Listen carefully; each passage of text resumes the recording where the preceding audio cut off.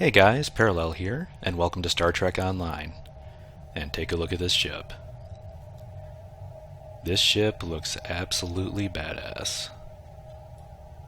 That's right, in this video I'm going to be taking a look at the new KDF Kurak Battlecruiser Tier 6. And as you can see, this ship looks absolutely amazing. It really truly looks like a warship.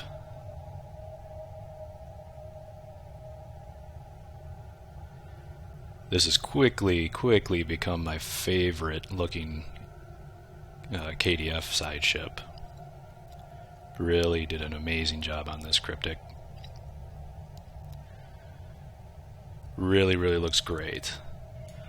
So, as you can probably guess, in this video I would like to take a look at this ship and do a full build video and show all of the equipment I'm using. Go through my specializations, traits, bridge officers, and I'll also show my duty officers. And then give the ship a little bit of a shakedown in probably the Argala system patrol, and I guess I'll do an ISA run as well. Always a good way to test out a ship.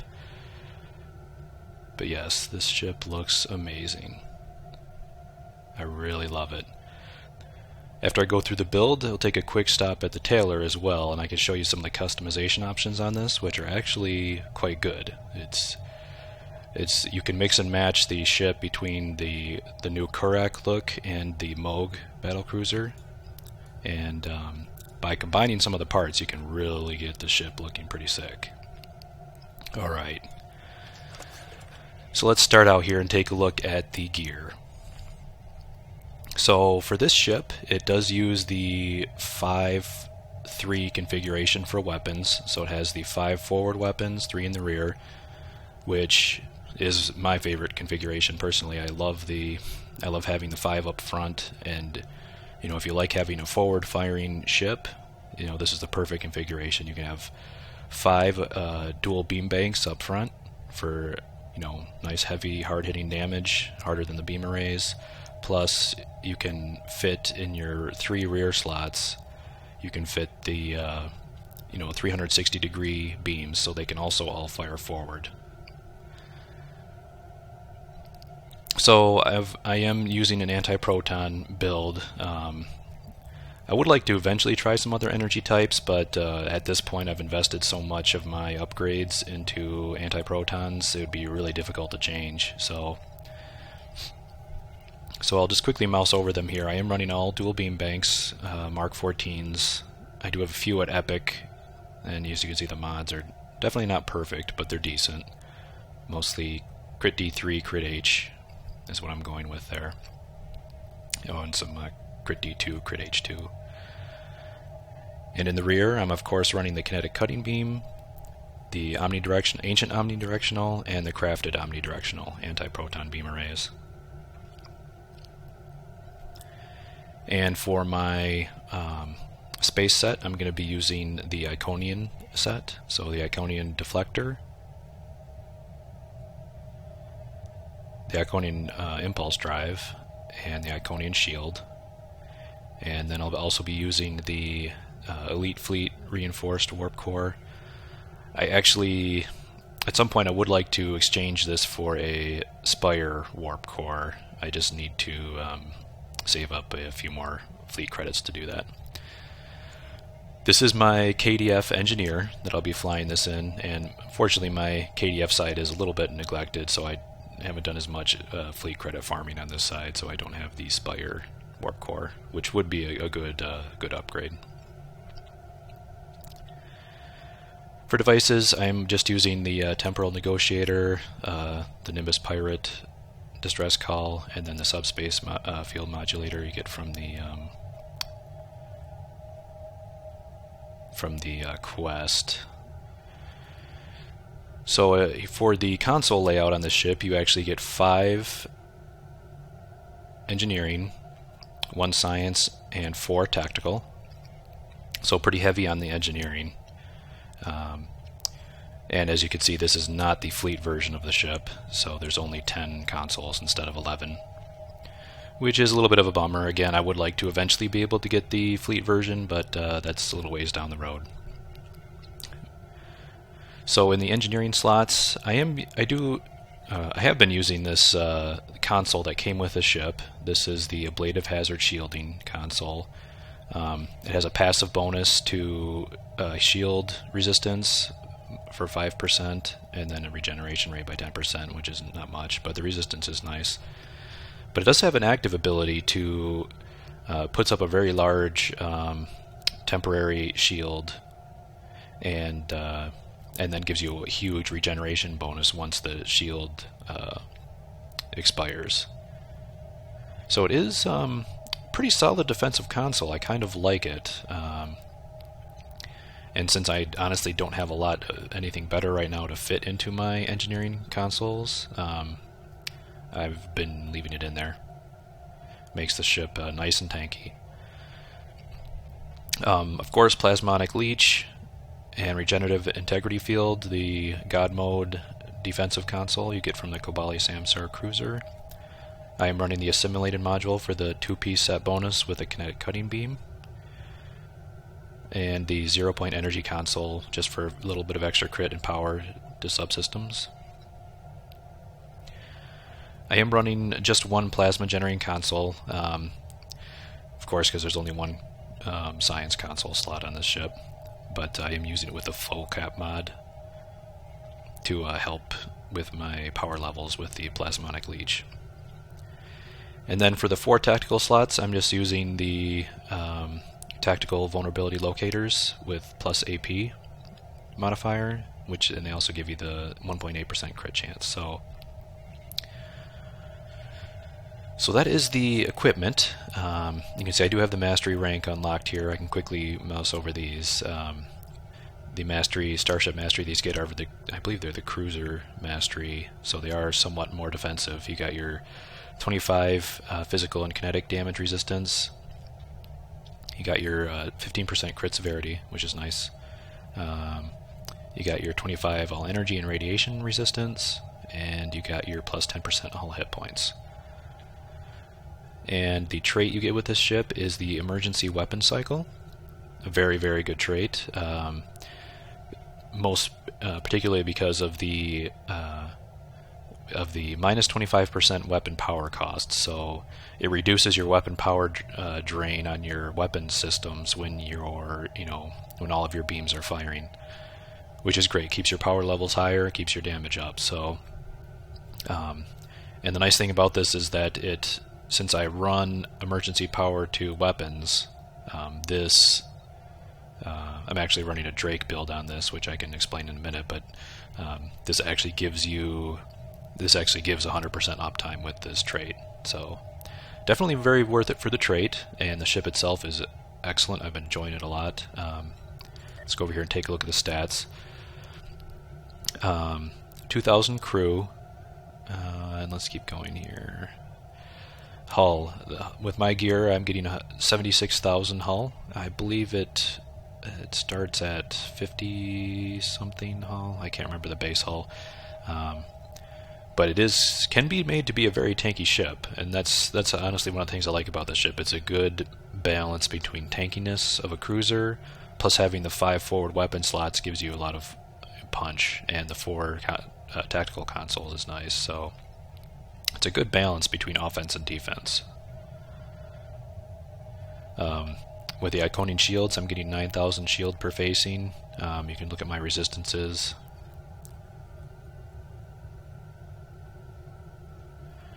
I'm on my Klingon, so my crit chance is not super great.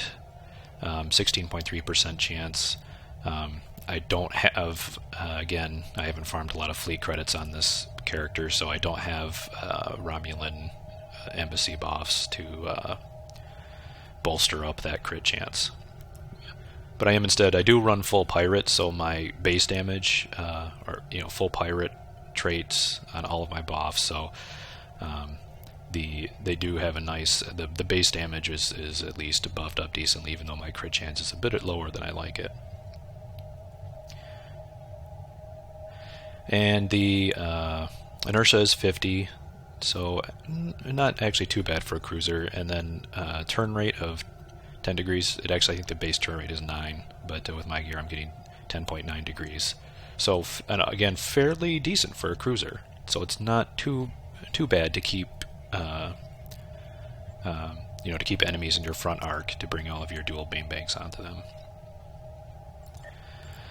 Alright, so for skills, I'll just quickly scroll down here and you can take a look. It's a pretty standard DPS build focused on energy weapon damage. I don't have any skills in projectile weapons. But definitely like to have Starship electroplasma systems maxed out, warp core efficiency, because I run low power levels on my engine and shields, and then the flow caps to max out my plasmonic leech. Pretty standard build, honestly, maybe a few points here or there I've moved around. Oh, and one thing I actually found out kind of recently, I felt kind of dumb, but this Starship Batteries skill, if you are an engineer, I definitely recommend putting 3 points into Starship Batteries, because there is a trait that engineers get. It's this one right here, EPS manifold efficiency.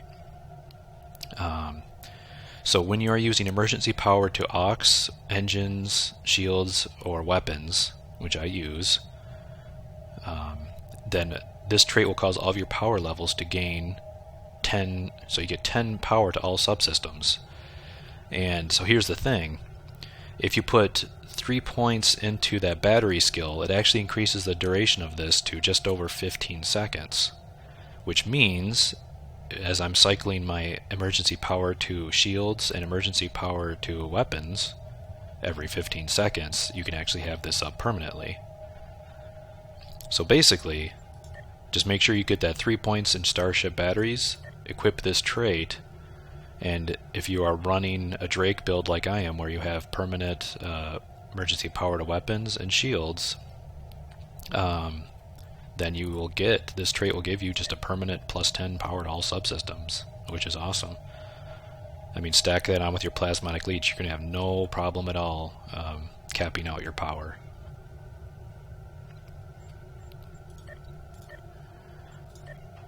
Alright, for my specializations, again I'll just go through these quickly. I focus my primary is intelligence. As you can see, I'm not a super farming master when it comes to spec points, but I do have 20 points, I believe it's 20. Yeah, 20 points into intelligence to get all the space traits and a couple of the ground traits.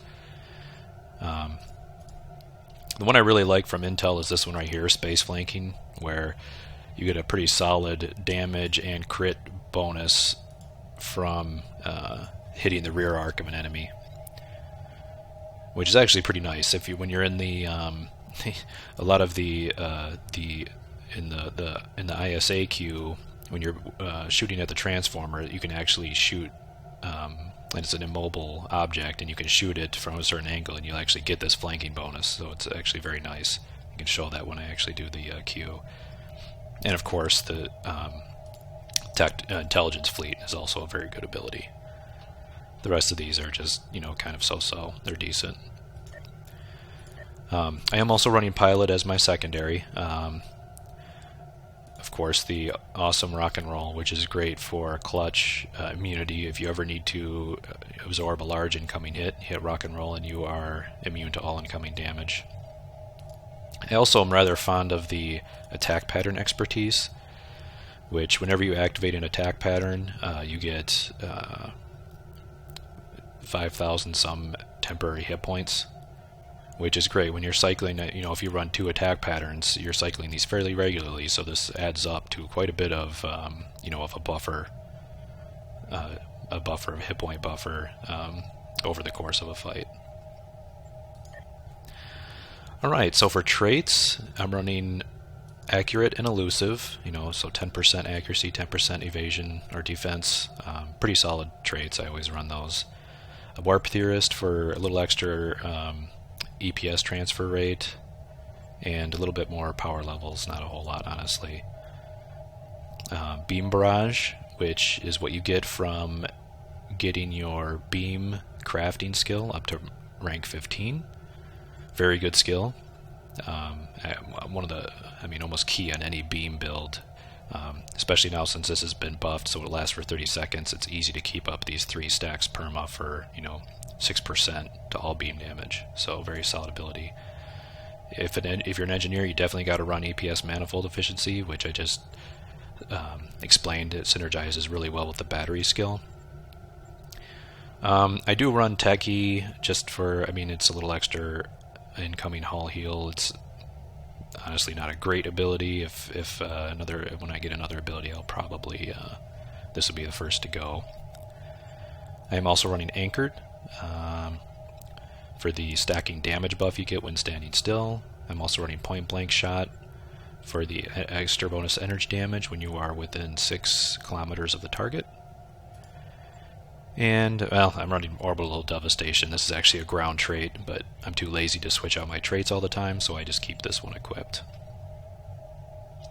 But definitely a great ground trait. I may go into that sometime to show my ground build. For Starship traits, I'm running All Hands on Deck for the recharge time on Captain powers. Just an awesome ability. Pretty much I use that on all my builds. Emergency Power to Weapon Cycle, which is the new trait that you get on this ship. And I honestly don't have any other super great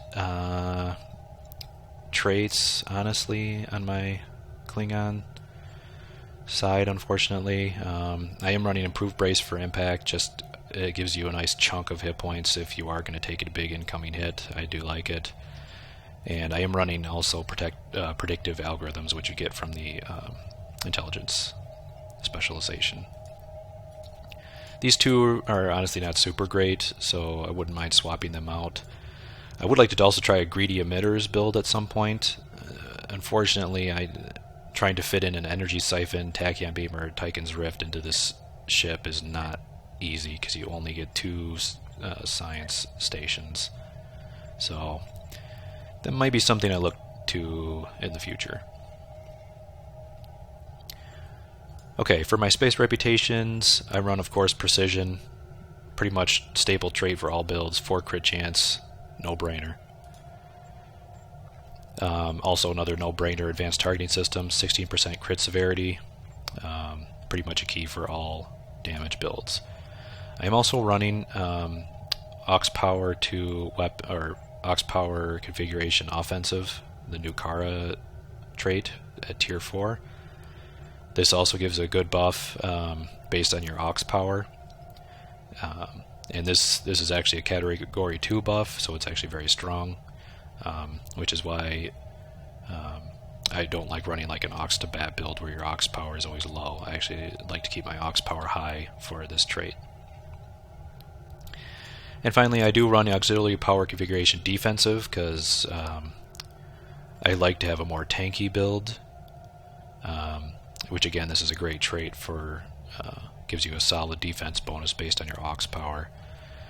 In all honesty, if you're going for a DPS build, you should swap that out for Enhanced Armor Penetration, which is pretty decent ability. It's not stellar like it used to be. It's not super overpowered, but it still gives a good benefit, but it is a lot smaller than it used to be, which is why sometimes I like to swap it out for a defensive trait. And in my active reputations, I do use all 4 of the space abilities. So the Quantum Singularity Manipulator, which gives you the ability to cloak, which is really great if you're being focus fired. You can cloak, and it gives you a little bit of a break when you can still fire and do everything while you're cloaked. The Biomolecular Shield Generator, again, a nice defensive cooldown. You pop that, puts a big green shield around you, and gives you a very high regeneration rate, and reduces your damage to shields. Refracting Tetrion Cascade, which is actually pretty nice damaging ability if you're in like a big crowd of enemies. You can pop this out and it will chain around and hit a whole bunch of targets. And this one is the new one you get from the Iconian reputation, the Deploy Sensor Interference platform. Basically, you pop this out and it pulls aggro off you. And it actually seems to work okay, although it typically dies very quickly, but it can take some heat off you and distract the enemies for a little while. Alright, so let's take a look at my bridge officers. So I am running 3 tactical officers. So the actual nice thing about this ship is that you do get a Lieutenant Commander Universal. So you could swap this out for other, a different role if you wanted to. But I'm using it for tactical.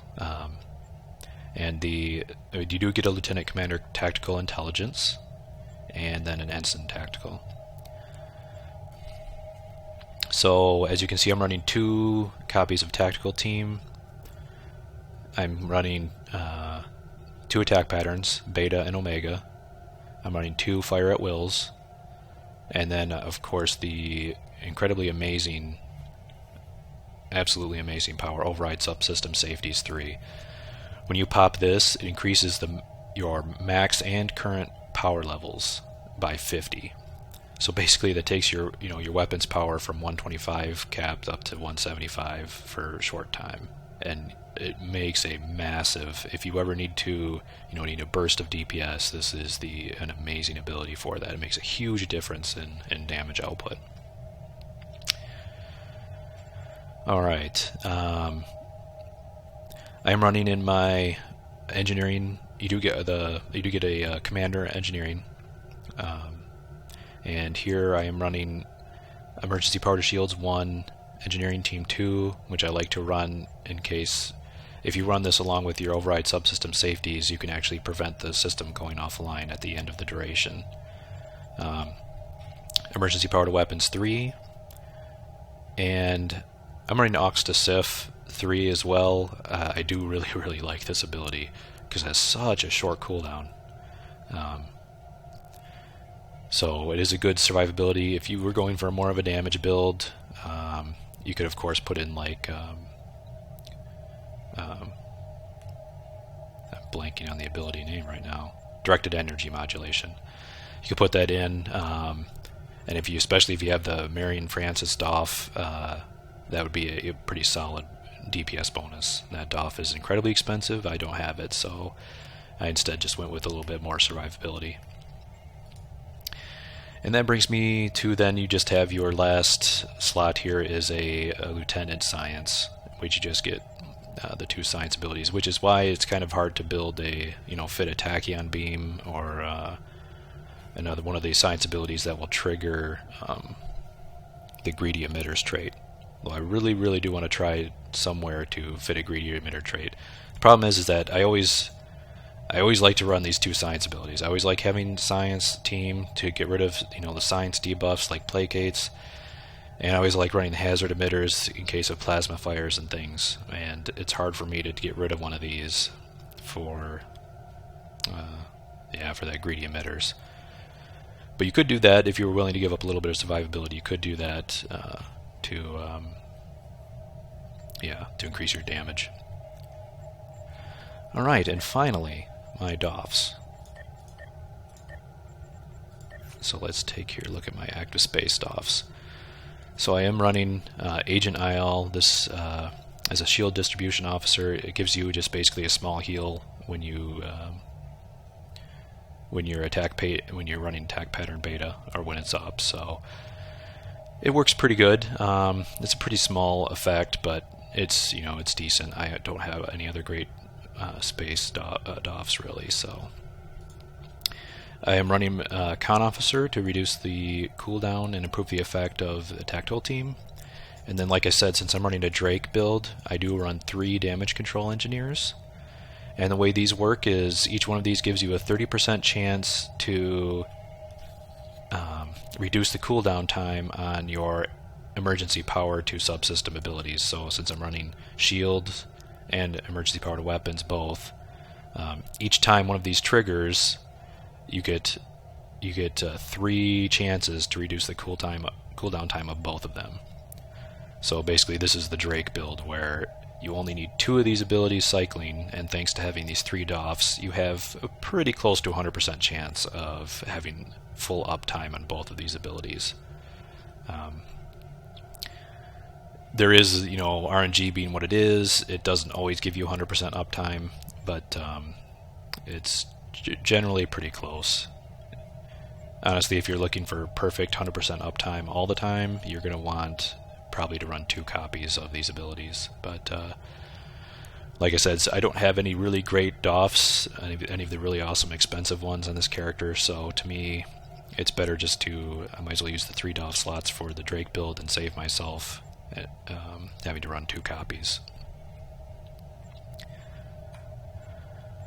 Alright, so there it is.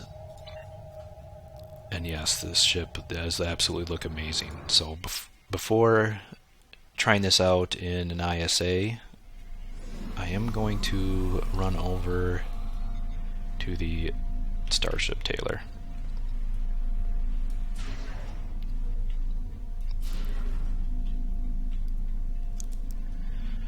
So like I said,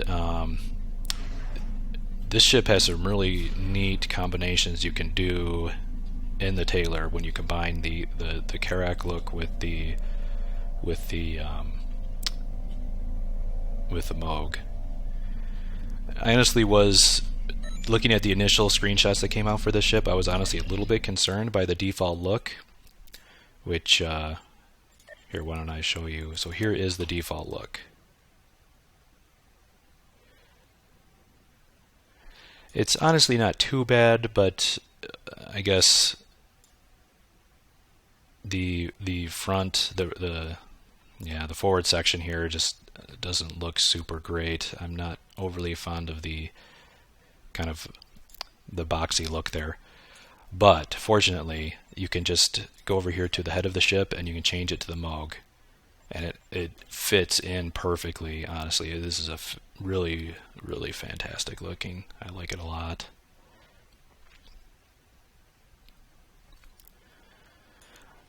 And for my ship, I also changed out the nacelles for the Moog as well to give it. I kind of like the more sleek look of those. Although the other ones also look okay.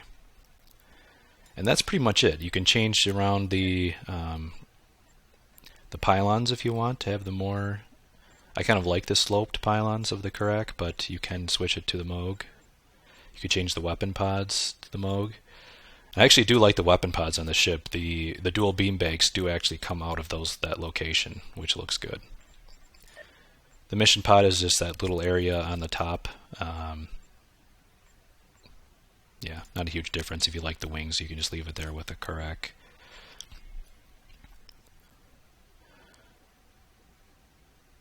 But yeah, that really looks like a warship.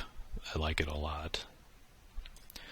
For the materials, since I have the Iconian shield on here, or the full Iconian set, you can see the effect of the deflector and the Iconian set. I actually ended up, I think I went with the Moog skin, which kind of has that darker color, goes well with the Iconian material, I think. But you also have the other standard materials, type 0, 1, 2, 3, and 4. I actually do like material 3 as well. Kind of has a darkish green with the gray accents.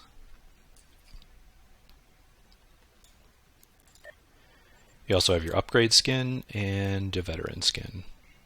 Honestly, almost all of these skins look great, but I kind of do like the dark look of the Moog.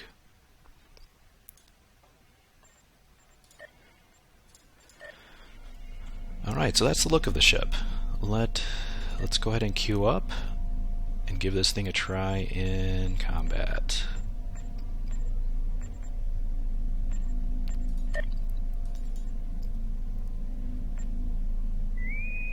Excellent. Queue is up.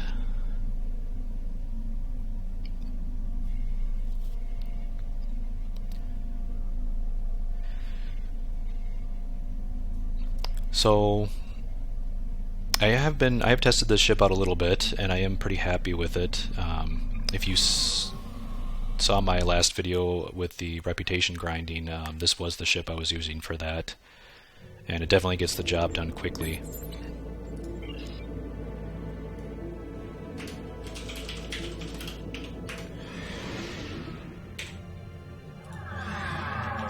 Alright, I just wanted to turn on my combat log there so I can get a readout.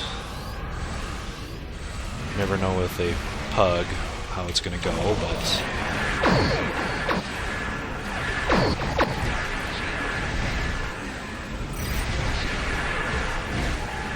Yeah, those cubes definitely like to drain your shields now with the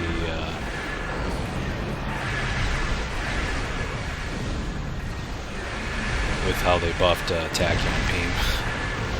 They drain your shield fast.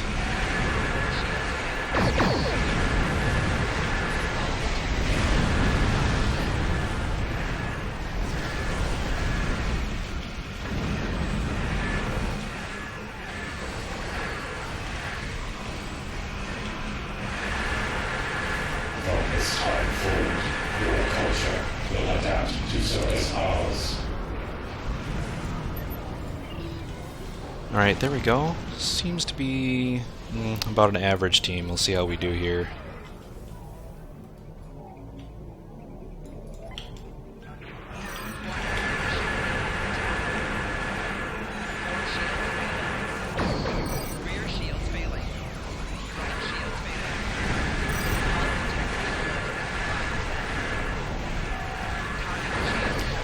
I honestly don't want to blow any cooldowns just yet until I see one of the generators, and someone is working on it.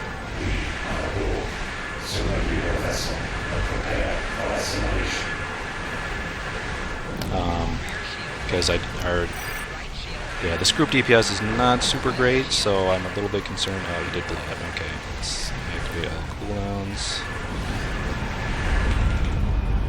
Let's take out these generators as fast as we can.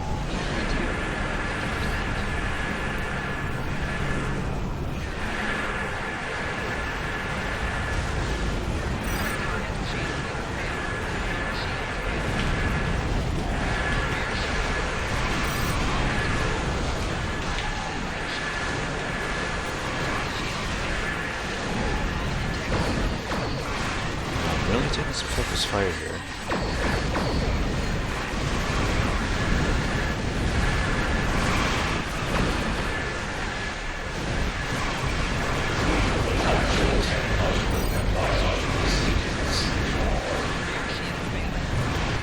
Darn.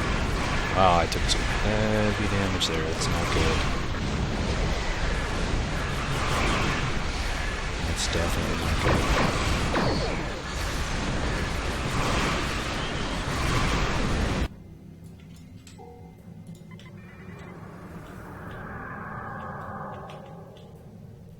I'm curious why the nanite spheres don't seem to be coming very quickly.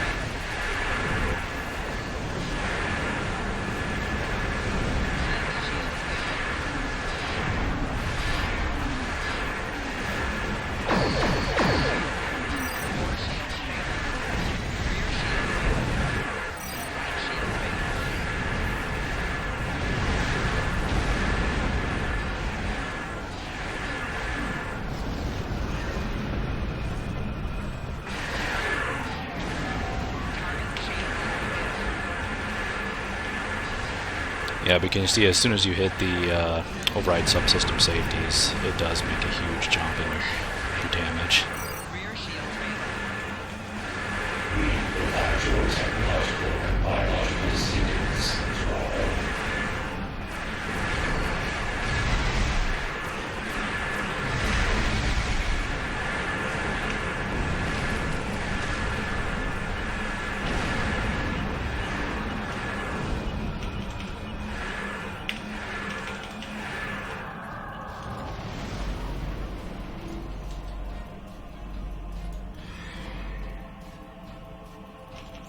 if I remember to activate that after I died, so...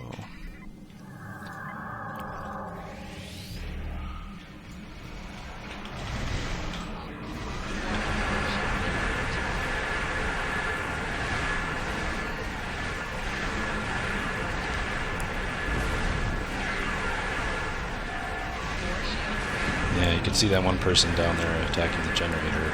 It's not usually great, because it means they can blow up early. Nanite spheres will come in, start healing.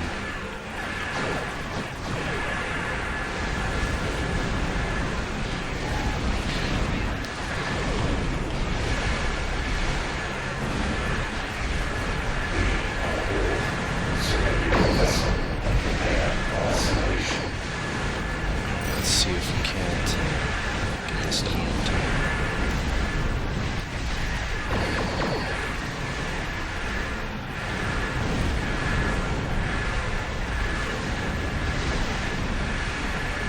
Ah, someone is pushing away. Great.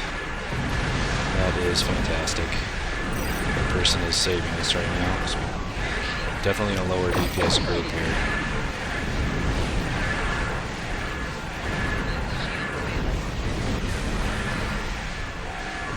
I am really getting focus fire here.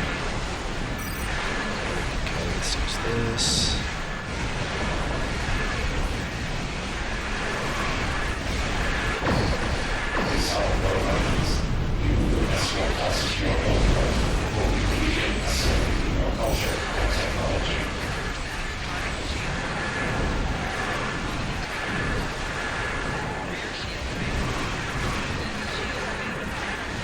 Good, not good.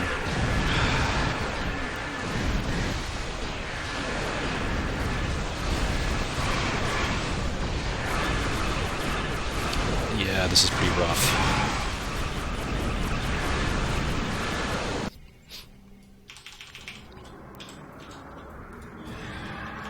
Even as tanky as this ship is, you can't... That was just too much focus fire, even for this ship.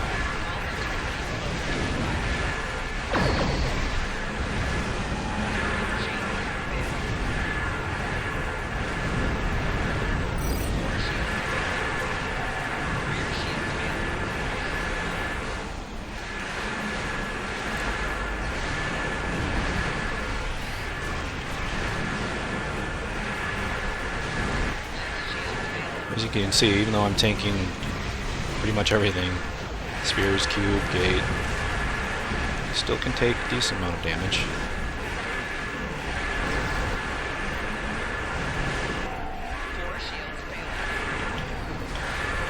Let's go up here and finish the gate.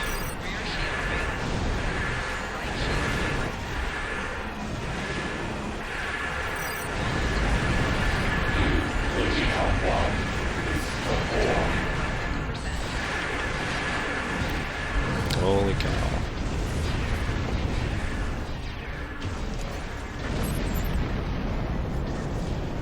Yeah, alright, this is a rough run, but let's keep going here. Almost done.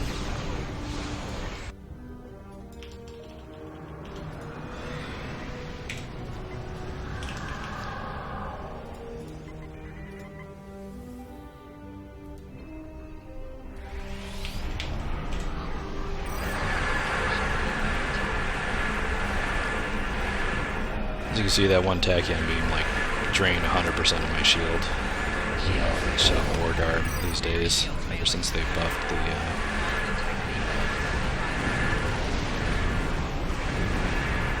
ever since they buffed tachyon beam. It's pretty brutal.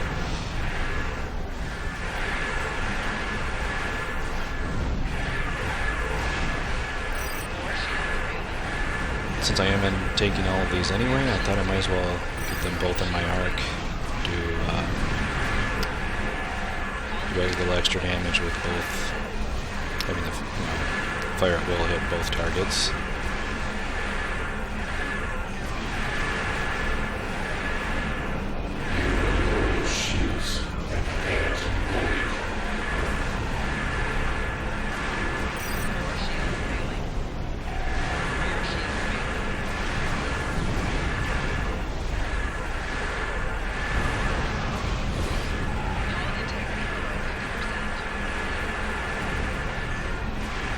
Alright, just the cube left.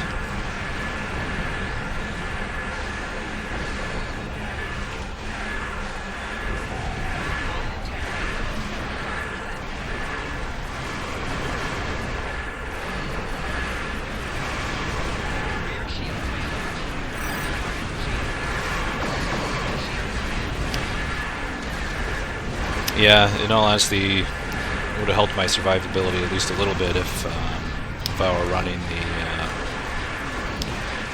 what's the trait that gives you the cooldown on Grace Under Fire? Yeah, Grace Under Fire is a very good defensive trait. I probably should have slotted that instead of that ground trait. Would have helped out in this run quite a bit. But that trait does give you. Just drop my shields quick. That trait does give you resets on your Miracle Worker, which is pretty awesome. Though in all honesty, previously in my previous runs, I haven't been taking this much damage. I'm just getting a lot of aggro here.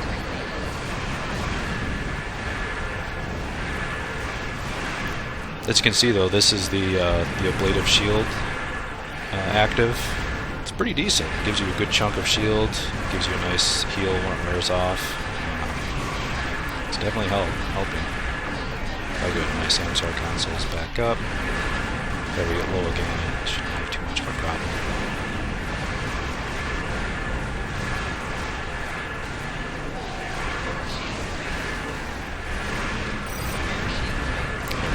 Shields are all the way down. So pop it.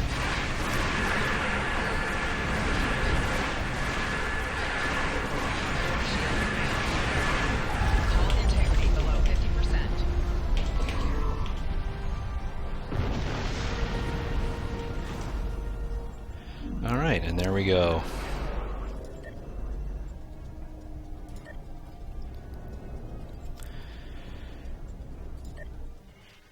So, yeah, that was a little bit of a rough run, but, you know, it's a pickup group. What can you expect? I did, just taking a look at Combat Log Reader here, I can see why I was tanking so much damage, because so that was, for this ship, I got a 25k DPS run there. Probably a little bit on the low side. I think with a little bit of a better group, it could have been higher if people were cycling their tactical fleet more. Would have helped a bit more. And if people, you know, run stuff like attack pattern beta, that also helps a lot. But yeah, one other person was getting 10k DPS, and then the other 3 people were getting 3k DPS, which is a bit low for an advanced, honestly.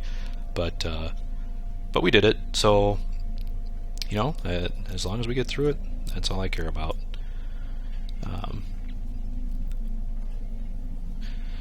So let's finish up here and just do a quick Argala run.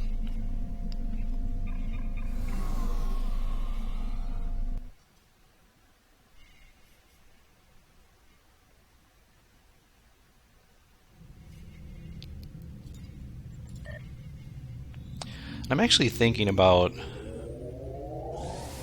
maybe increasing the difficulty in Argala. Honestly, on the standard difficulty, things die so quickly, it's kind of hard to judge how a ship performs.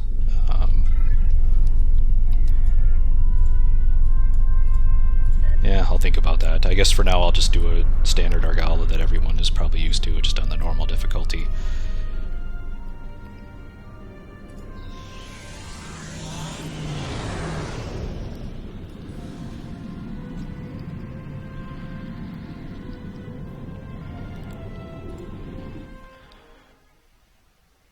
But, you know, even though I did get destroyed a few times in that queue in the ISA, I am still pretty happy with the ship's survivability. I mean, you can see the amount of incoming fire it was absorbing.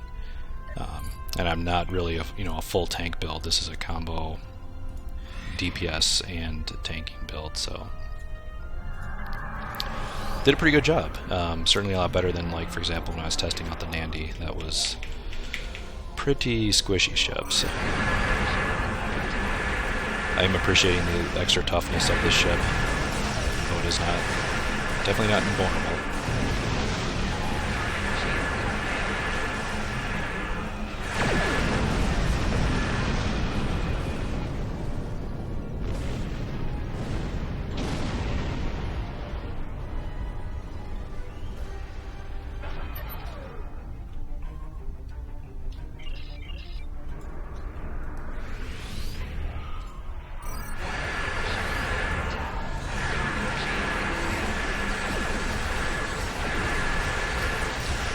I've actually been wondering, as far as piloting goes, if it's better to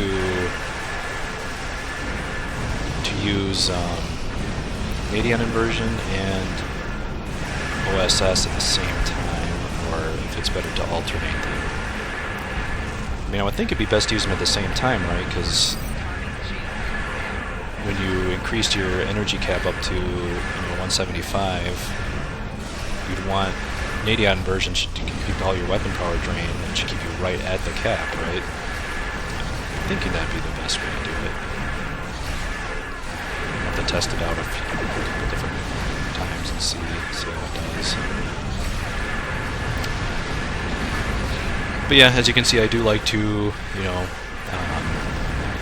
I guess part of the fun I get out of this game is trying to optimize my build and optimize the piloting. And just testing new things out, trying things out, seeing how it does as far as increasing or improving your damage. And,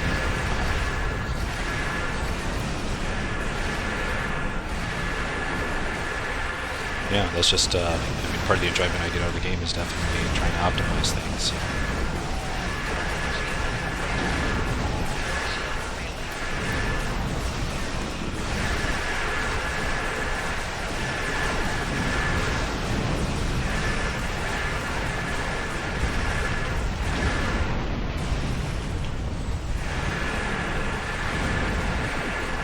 These two got a little bit far away.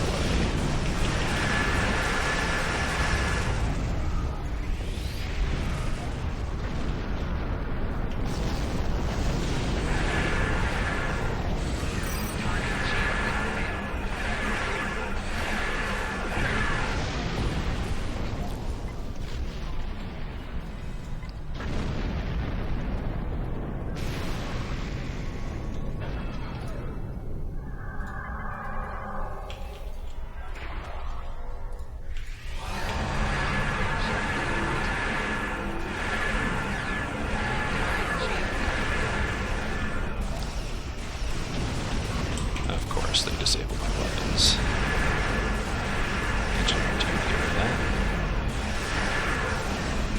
Oh, you gotta love that. As soon as you pop all your cooldowns, they immediately disable your weapons, and it's just how it always seems to go. Which is definitely why I like to run engineering team.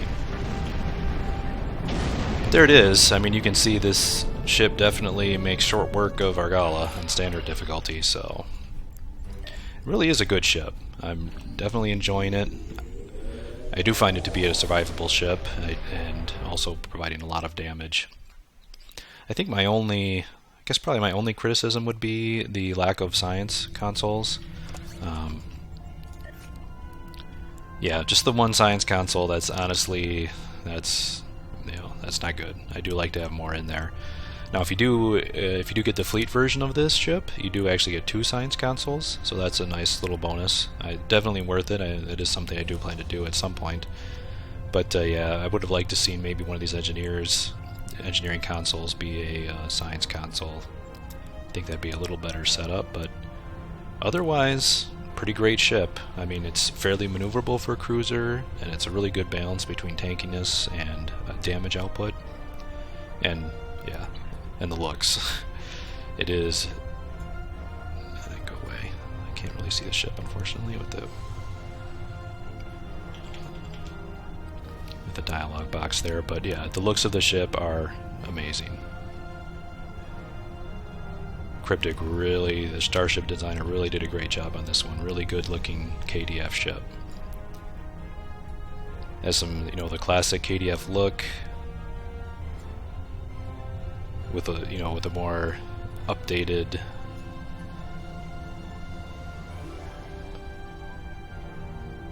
with a more updated touches on it to make it look like a little more modern version of a KDF traditional cruiser. So there it is. That is the Kurak Battlecruiser Tier 6. I hope you all enjoyed the video. Thanks for watching. Bye for now.